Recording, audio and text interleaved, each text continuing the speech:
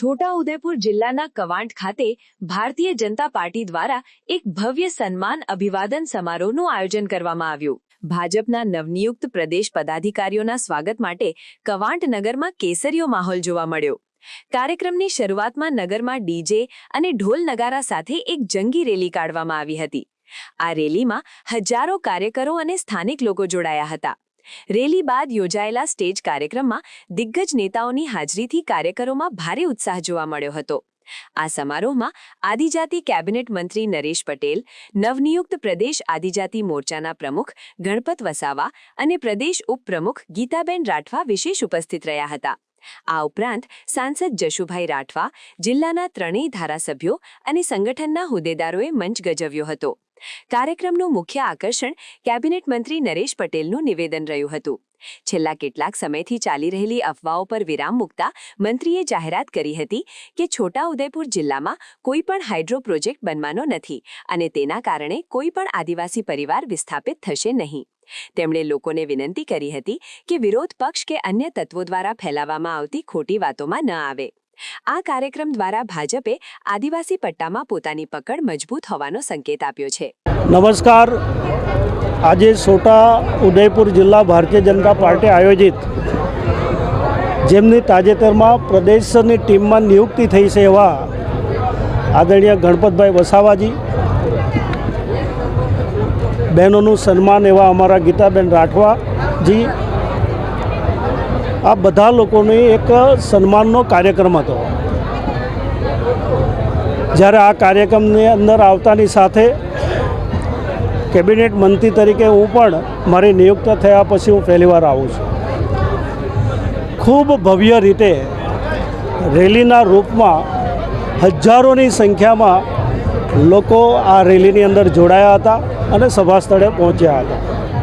ખૂબ ભવ્ય રીતે સન્માન થયું છે અને ખાસ કરીને જે રીતે લોકોનો ઉત્સાહ હતો એ તમામ આદિવાસી ભાઈ બહેનોનો હું આભાર માનું છું આપના માધ્યમ દ્વારા। આવનારા દિવસોમાં પણ ભારતીય જનતા પાર્ટીના પડખે રહેવાના છે। ગમે એવા લોકો એને ગેરમાર્ગે કે ગુમરાહ કરવાની કોશિશ કરે છે, પણ તેમ છતાં છોટાઉદેપુરના આદિવાસી જનતાને, ભાઈ બહેનોને ભારતીય જનતા પાર્ટી ઉપર પૂરો ભરોસો છે।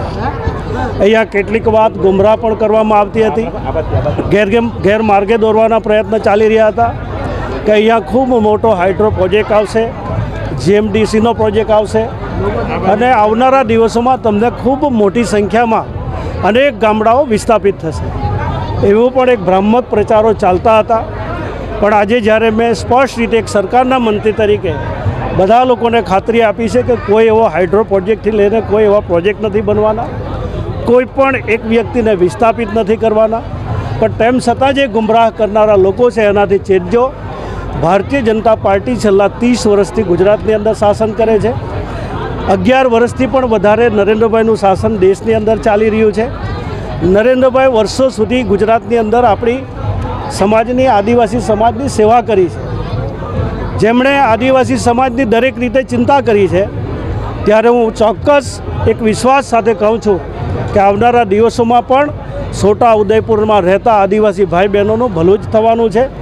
નવી પેઢી માટે અનેક પ્રકારની ચિંતા થઈ રહી છે અને આત્મનિર્ભર ભારત બની રહ્યું છે અને દેશ વિકસિત બની રહ્યો છે, એમાં છોટાઉદેપુરના પણ નવી પેઢીને પણ આવનારા દિવસોમાં જોડવામાં આવશે, જેથી એ પણ સારી રીતે રોજગારી મેળવી શકે અને દેશની એકતામાં પણ એનો સહયોગ રહે, એ પ્રકારનો આવનારા દિવસોમાં ચોક્કસ રીતે આપણે જોવાના છે। આજે નવનિયુક્ત પ્રદેશ પ્રતિનિધિઓનો જે સન્માન સમારંભ રાખવામાં આવ્યો છે, દરેક વક્તાઓએ ચૈતર વસાવા ઉપર આડકતરો નિશાનો સાધ્યો છે, તો ચૈતર વસાવાના ડરથી આજે સન્માન સમારંભ રાખવામાં આવ્યો છે। ભારતીય જનતા પાર્ટી કોઈથી ડરતી નથી। ભારતીય જનતા પાર્ટી કોઈ પણ ચૂંટણી આવે તો એક કાર્યકર્તાના સહયોગથી એ ચૂંટણીની તૈયારીમાં જ હોય છે। આજે જે અમારું સંમેલન હતું એ ભવ્ય રીતે અમારા આદિવાસી બે આગેવાનોને જ્યારે એક મહત્ત્વનું પદ મળતું હોય અને હું પણ એક કેબિનેટ મંત્રી તરીકે અહીંયા પહેલીવાર આવતો હોઉં ત્યારે એ લોકોએ ભવ્ય રીતે સ્વાગત કર્યું છે। પણ હા, જે કોઈ લોકો આદિવાસી સમાજને ગુમરાહ કરવાની વાત કરશે તો અમારો એક નેતા કોઈ એ લોકોથી કમ નથી અને એ ચોક્કસ લોકોની વચ્ચે આવીને આ વાત કરશે ને એ જ વાત આજે મૂકી છે, એમાં કોઈ ચિંતા કરવાનું કારણ નથી. પ્રોજેક્ટ રદ કર્યો છે કે પછી મોકૂફ રાખવામાં એકચ્યુઅલી કોઈ પ્રોજેક્ટ જ નથી થવાનો, તેને રદ કરવાનો રહેતો નથી. ખાસ કરીને થોડા સમય પહેલાં જે હાઇડ્રો પાવર પ્રોજેક્ટ તમે કહો છે રદ કર્યો, પરંતુ તે વખતે તંત્ર દ્વારા સંશોધન થયું હતું, ત્યાં જિલ્લા કલેક્ટરથી લઈને અન્ય અધિકારીઓ પણ ગયા હતા, એટલે આદિવાસી સમાજમાં એક એવી વાત ફેલાઈ હતી કે અહીંયા પ્રોજેક્ટ આવવાનો. બિલકુલ સરકારના મંત્રી તરીકે, એક જવાબદાર વ્યક્તિ તરીકે મેં વાત કરી છે, કોઈ પ્રોજેક્ટ થવાનો નથી. ખોટી રીતે ગુમરાહ કરી રહ્યા છે અને છોટાઉદેપુરની જનતાને આપના માધ્યમ દ્વારા હું જણાવવા માગું છું કે કોઈએ એ લોકોની વાતમાં આવવાની નથી, કોઈ પણ પ્રકારના પ્રોજેક્ટ થવાના નથી અને એક પણ વ્યક્તિ વિસ્થાપિત થવાના નથી. આવનારા દિવસોમાં છોટાઉદેપુરનો સારો વિકાસ કેવી રીતે થઈ શકે એ જ સરકાર ચિંતા કરશે, એમાં કોઈ ચિંતા કરવાનું કારણ રહેતું નથી. શા માટે કરવામાં સર્વે થયું હતું, એ સર્વે પણ કોઈ આધાર વિનાની વાત છે, એટલે કોઈ ચિંતા કરવાની કારણ નથી. સાહેબ, તોરખેડા ગામે સરકારે કરોડો રૂપિયા ફાળવ્યા છે, પરંતુ વન વિભાગની મંજૂરી નથી મળતી અને કોન્ટ્રાક્ટરની સમય મર્યાદા પણ પૂર્ણ થઈ ગઈ છે.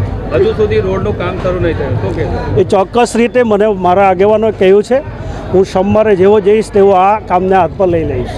સમાચારની અવનવી અપડેટ જોતા રહો નિખરતા ગુજરાત ન્યૂઝ સાથે. નિખરતા ગુજરાત ન્યૂઝને લાઇક, શેર, સબસ્ક્રાઇબ કરો અને બેલ આઇકન દબાવીને સમાચારની ઝડપી માહિતી મેળવો.